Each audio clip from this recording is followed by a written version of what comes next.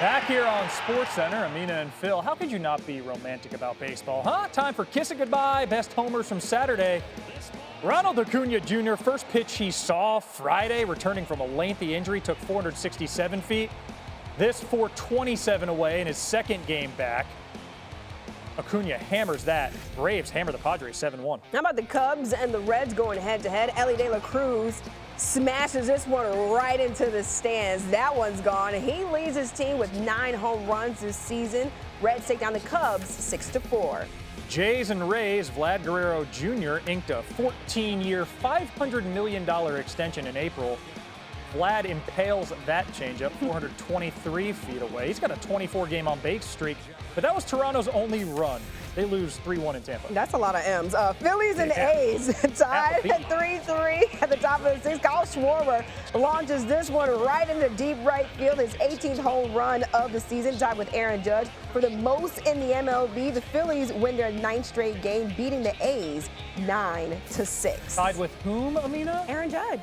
You done messed up against Aaron. Aaron! Second game in a row, Judge has gone yard at Coors Field. The difference from Friday to Saturday, Yankees get a win here. Judge's 18th of the season. Yankees put it on the Rockies 13-1. But who isn't these days? No disrespect. Sunday Night Baseball on ESPN. We got a dandy, Shohei Ohtani and the Dodgers against Juan Soto and the Mets. That's tonight, 7 Eastern, 4 Pacific on ESPN, ESPN Deportes, and ESPN Radio. Our coverage starts 6 Eastern with Baseball Tonight, Sunday Night Countdown. Buster Olney will be on the call for Sunday Night Baseball. Buster, this NLCS rematch. Joining us now from New York, Shohei slated to face hitters today, first time since his 2023 elbow surgery. At as great as he's been as a Dodger, 50-50, he's yet to pitch. How soon could we see him on the hill again? Yeah, Phil, we're still a couple of months away from that happening in a major league game. Look, throwing to hitters and batting practice, that's like throwing BP early in spring training, and he's got to slowly build up his pitch count. And the Dodgers are hoping that he's going to be back sometime around the All-Star break. And look, they'll take any pitching help that they can get because the injuries and the use of the bullpen really have left their pitching staff in tatters. They lead the major leagues in relief innings. I think the dreams of them winning 120 games this year, those are gone. They're just going to try to put together the best possible pitching staff for down the stretch, and Ohtani could help them in August and September, October. Very few tears are going to be shed for the Dodgers not getting to 120 wins. Their all-world hitter, also one of the best pitchers in the game.